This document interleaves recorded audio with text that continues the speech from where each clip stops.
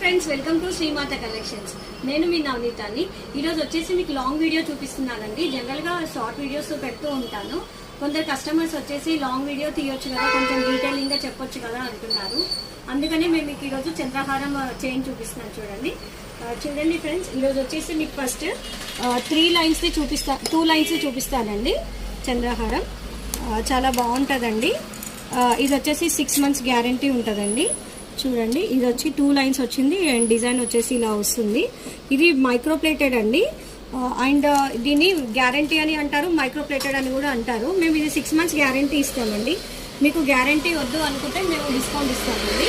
And ఇందులో 3 lines కూడా ఉందండి, అది కూడా చూపిస్తాను మీకు. ఇది ఇంకొకటి వచ్చేసి 3 lines అండి.